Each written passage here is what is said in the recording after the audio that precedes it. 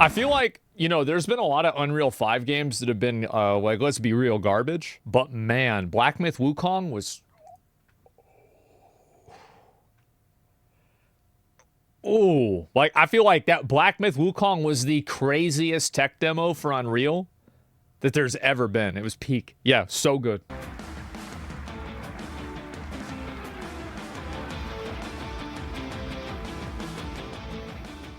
Thank you, Simon. Hey, Victor. Hey, everyone. Let's jump right into it.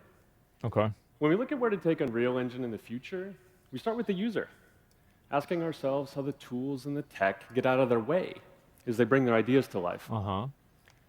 One challenging limitation for our creators has been the cost of shadow casting lights.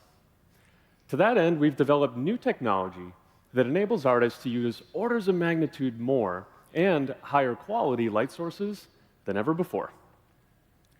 Let's take an early look at this new feature we're calling Megalights.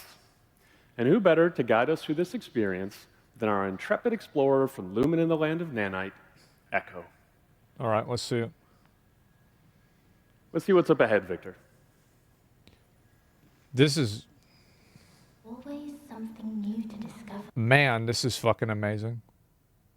I'm gonna be real, like, I know, like, maybe it's like I'm easy to impress, but as somebody who grew up, like, my game was Super Mario World, to see this, unbelievable.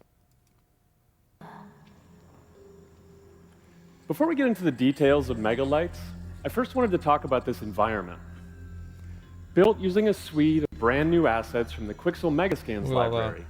We've also partnered with Kitbash 3D. So these all got scanned in? They're an awesome resource for 3D models and materials. But you look at, like, all the little objects and everything in here. I feel like one of the craziest things about Unreal 5 is the fact that it has the ability to render so many objects without losing a massive amount of quality. Because, like, back in the day, you remember, like, that used to be, like, the main factor. Did y'all ever, like, back in WoW, like, you would turn your camera in a raid to where, like, it would look at the fewest amount of people so you could do a boss fight with more FPS? Yeah, right? And so, like, it's crazy for me to see this. Holy cow, yeah. That's, you can soon find many of these assets the struggle POV, on our new right? 5-asset marketplace, if you want to use them in your own projects. Yeah, look at this.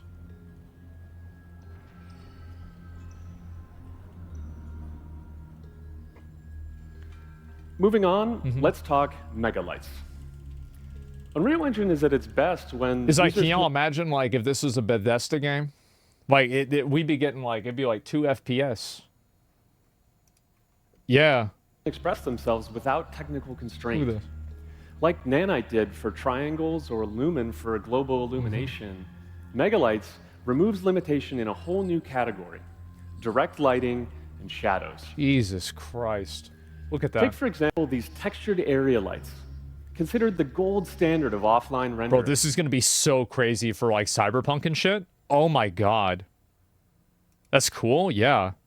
Here they are, in real time, spilling vibrant color into the scene, casting soft shadows, and illuminating the environment in a way artists simply couldn't have done before.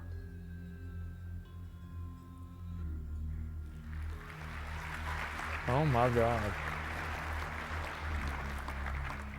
And a whole new tool in the Creator's Toolkit is huge, but that's not the only way Megalights makes things better.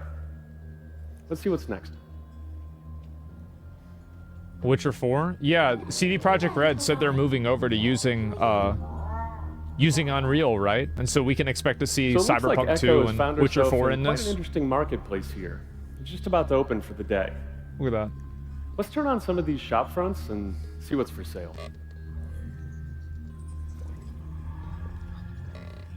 There's something missing, though. The scene, it's flat. It's undefined.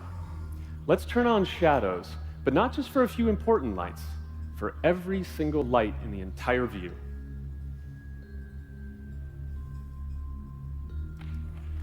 Jesus.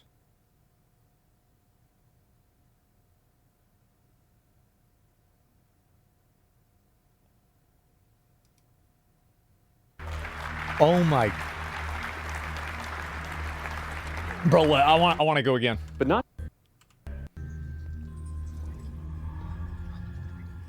There's something missing, though. The scene, it's flat, it's undefined. Let's turn on shadows, but not just for a few important lights, for every single light in the entire view. Jesus.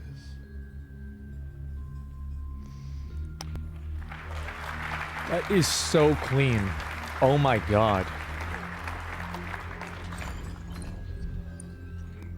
From these main shop fronts to the screens, the displays, the flickering oil lamps, string lights, candles, signs, we're free to use whatever lights we need to tell our story. Jesus, look at that. Candles, signs, we're free to use whatever lights we need to tell our story and bring this beautiful environment to life.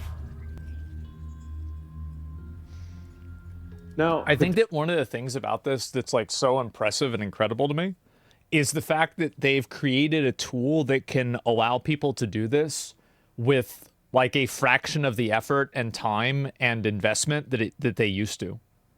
Because like you can look back and like there are some old games that recreate things like this, but it was all done from scratch.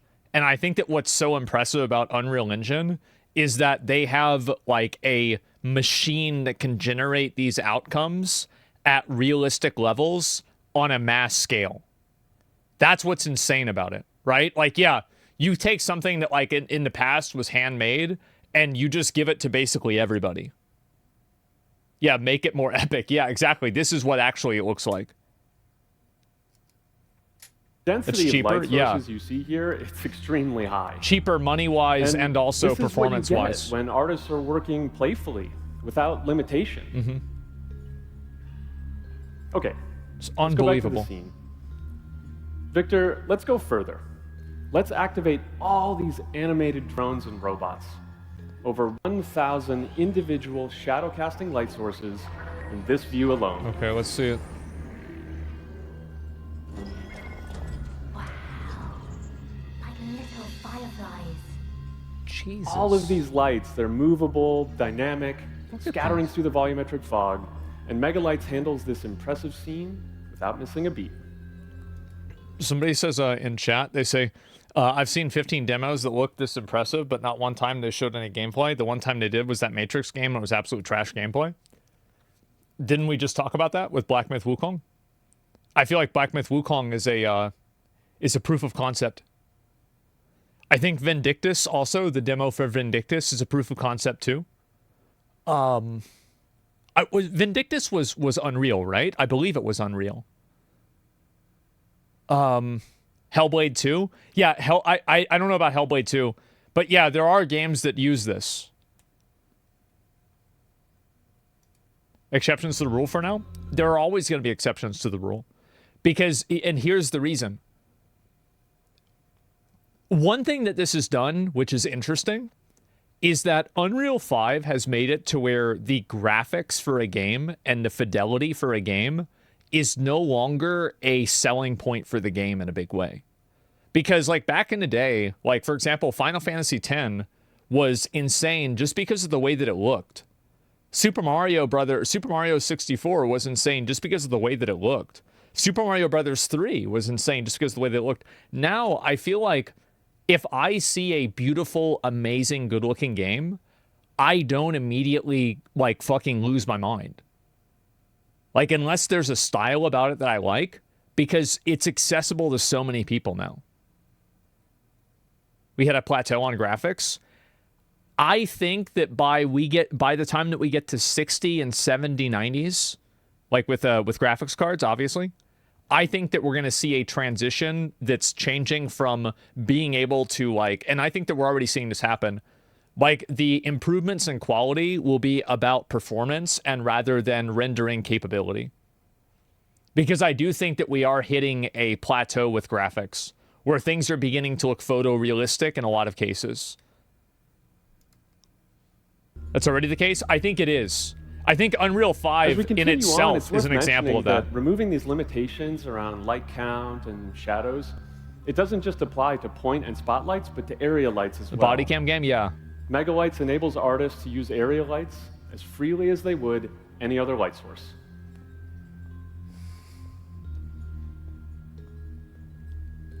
Now, whether you're using textured area lights, light functions, crisp shadows or lovely soft shadows. You can have huge numbers of lights of any type in whatever configuration works best for your scene. Jesus. And you can see how this builds on each other, right? Because if you look at like this reflection here, I think it was in Unreal 5.2 or 5.3, where they changed the way that light and like reflections were done. And you can see clearly how like these different types of innovations have built upon each other. Because this is 5.5. As we send Echo off on her next adventure, we should mention performance. And keep in mind, one What day you've seen Unreal here is 7 will running come out. live on a PlayStation 5. Megalights is included in UE5.5. Lights in each building? Yeah. It's an experimental feature in 5.5, and you can also check it out on the expo floor if you want a closer look at all the pretty pixels. Oh my god.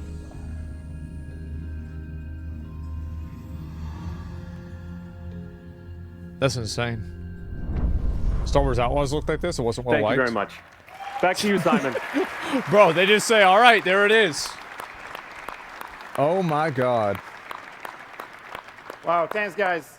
That was truly amazing. That's incredible. This feature will greatly simplify the lighting process and open up many possibilities. See, that's really the point, right? Is like how it gives people the ability to do this without having to hand make everything. Unreal 5 still plagued by transversal stutter and shader complication stutter until they fix that. I don't give a shit about any of these tech demos. Yeah, I mean, Wukong has a few problems with that, but I think also like you're going to have issues with any game engine, and it logically makes sense that eventually this will get ironed out. I just think that like the fact that you're able to do this on like a procedural level is unbelievable. It's unreal, you know? Like, there it is. Unreal 5 stutters more than I do. Good one. So, yeah, no, I agree with you. I think that's an issue. But, man, it's a tool for creative use. I think so, too. I wish it actually made it easy to create like this. You need 3D models. These are not tied to any engine. Well, they said that they provide a lot of 3D models inside of the engine, and then they also have a thing where you can import 3D models based off of photographs, but it's probably not going to be like super good yet. So you're already seeing some of that happen already. They give you everything. Yeah. And so Quixel is free out this year. Asset packs. Yeah. A good example of an asset pack is that there's actually a game that was an asset pack. It was called The Day Before. And so it's quite common. And like, yeah, it's like you can't really tell, like, look at that and compare it to this. This is just, bro, it's, man,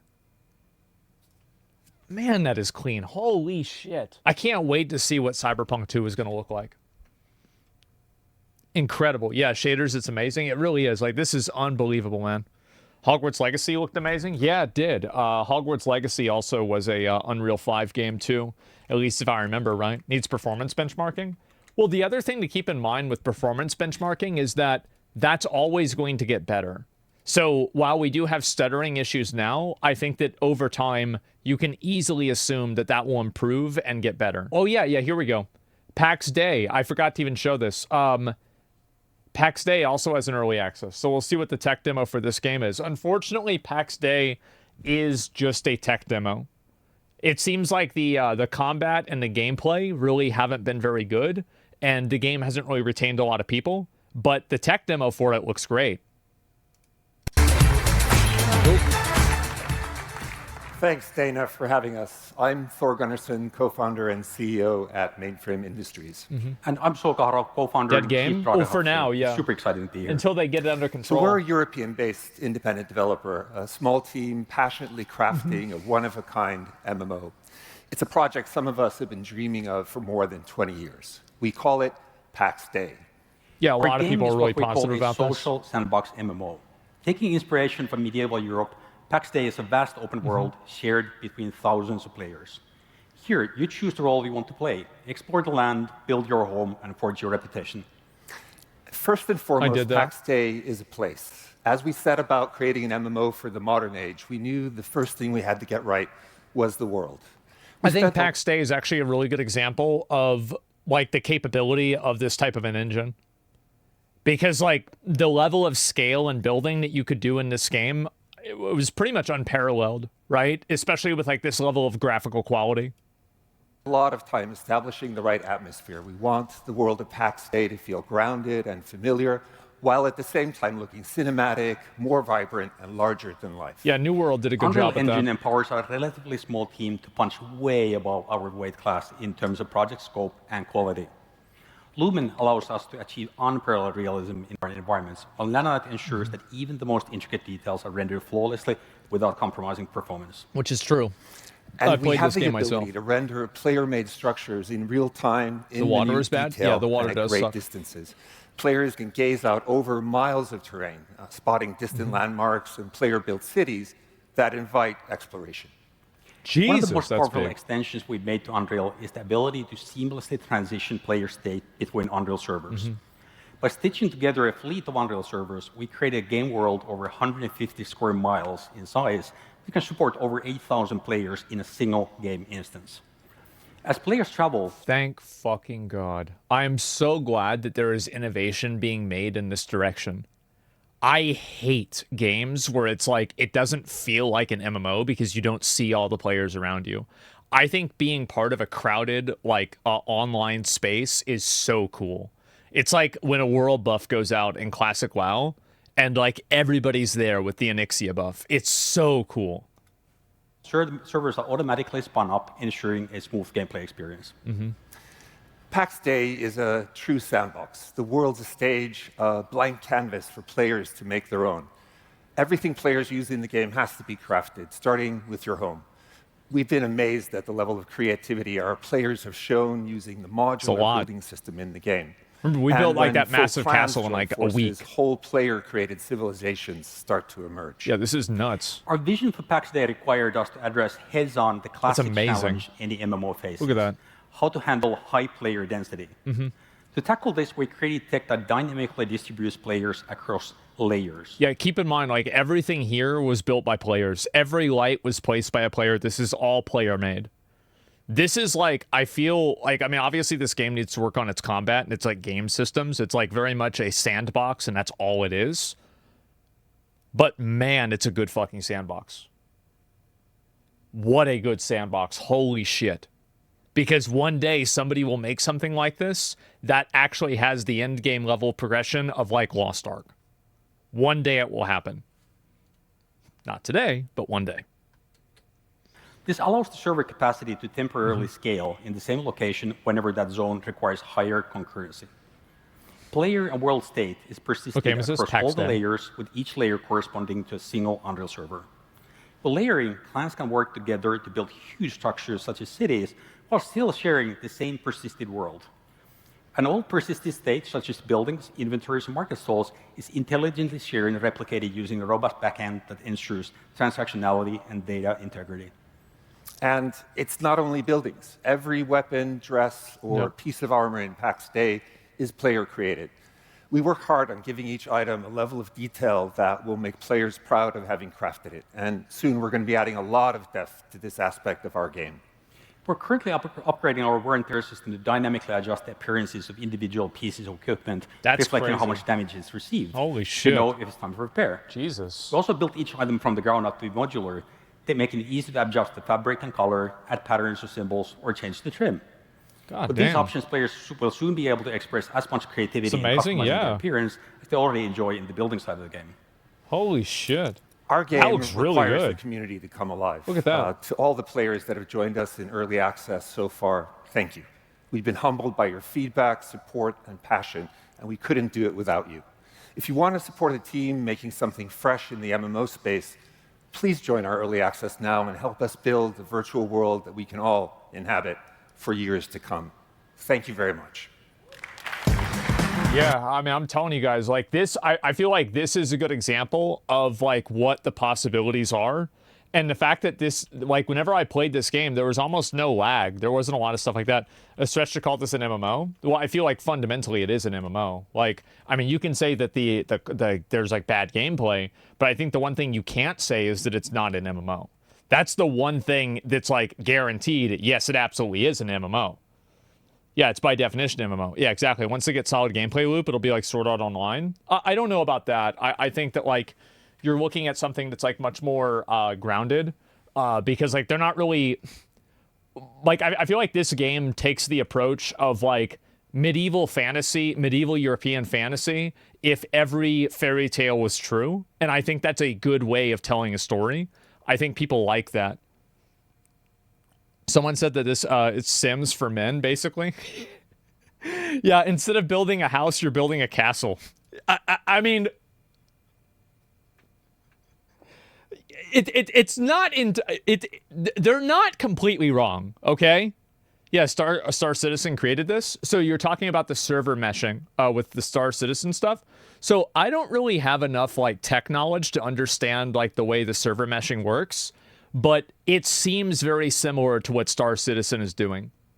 And also, to be fair though, Star Citizen uses a special engine. It's called, I think, Star Engine, and it's made explicitly for that game. Or sorry, for that game.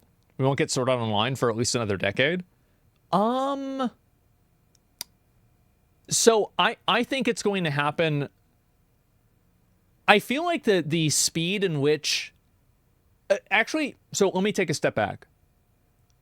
I find it to be very surprising that more people didn't immediately freak out at the idea that a guy can play video games with his brain. Because they did this like over 6 months ago, I think maybe at this point, right? Or it was kind of a while ago.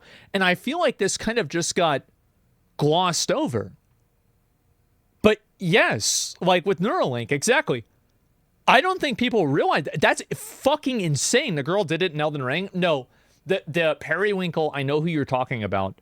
She's using a different type of technology. So here's what the difference is, and this is my understanding of it as somebody who's not a scientist. So the way that she uses it is that there is a machine that reads certain types of brain signals, and then it translates those brain signals into actions. But the problem is that the brain signals that it reads are not anything other than abstract concepts like waves or jumping or running. So you have to, you're basically using a, I don't know how can I really say this? It's basically like you're using code words or code language with your brain in order to make the machine read a certain thing. It's like a translator. Yeah, it's basically a translator. But the difference between that and Neuralink, my understanding, is that Neuralink can transmit the actual thoughts into direct action with much less like resistance, right? You don't have to think of something abstract. You just have to think about move here, move there, and that's it. And so that's what I think it is. But I really don't know enough about it. Yeah, much lower latency. Exactly. Vaporware? I mean, it's not. It's clearly not. I mean, not for him, it's not. Elon said they'll try to make a blind person see in 16 bits so they can see, they can make blind people see, they can inject graphics into our brain. Yeah, no, of course they can. That's not even a question. Like, of course they can do that. You don't think move left hand, you just do it? Exactly, yeah.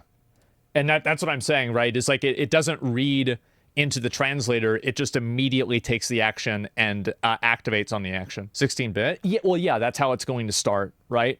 And I think also, like, this is another issue is that a lot of people don't really have, like, a very good understanding of blindness. Very few people are actually completely blind where they can only see black, basically, right? Where, like, your eyes are closed. Most people have, like, a large percentage of blindness, but they can perceive, like, massive objects, right? Or something like that. It's not like a 100% or 0. Yeah, legally blind. Yeah, legally blind doesn't mean that you can't see anything. Sounds crazy, but yeah. Yeah, like, it's like me when I'm playing a new game. Exactly.